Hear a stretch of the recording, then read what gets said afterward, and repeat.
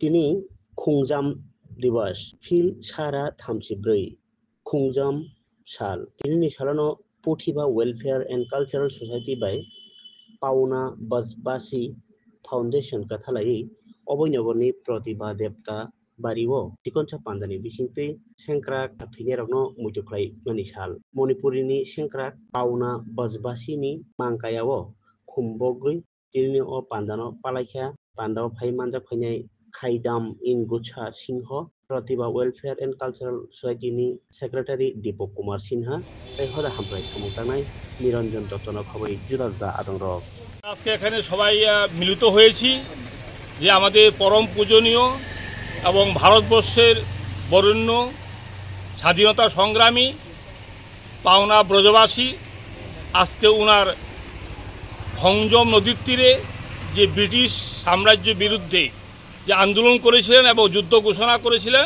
সেই যুদ্ধে উনি আজ শহীদ হয়েছিলেন। সেই জন্য উনাকে স্মরণ করার জন্যই আজকের দিনটিকে বলা হয় খংজম ডে।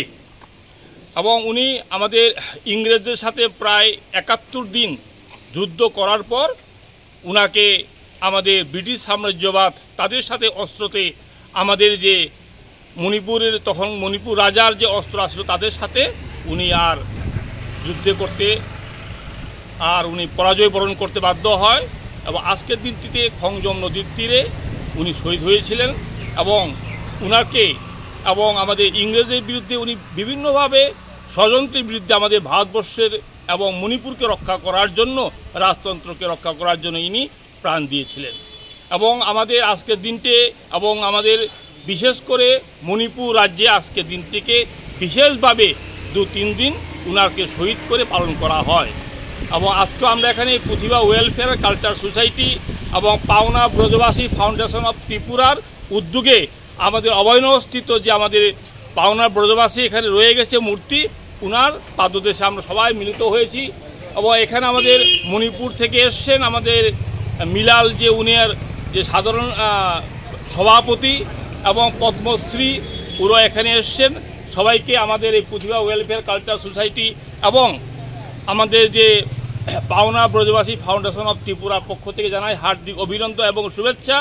এবং আমাদের ওনাকে বারে বারে স্মরণ করতে হবে, এই কারণে আমাদের ব্রিটিশ যেভাবে আমাদের ভারতবর্ষকে শাসন করেছিলেন তার বিরুদ্ধে গর্জে ওঠার জন্য উনি যেভাবে শহীদ হয়েছিলেন সেটা আমরা প্রায় প্রতিনিয়ত আমরা ওনাকে স্মরণ করব।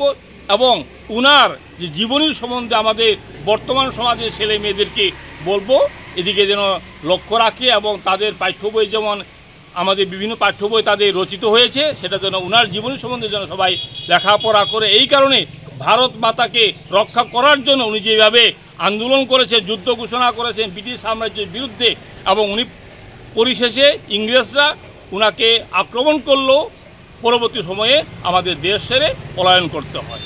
ধন্যবাদ।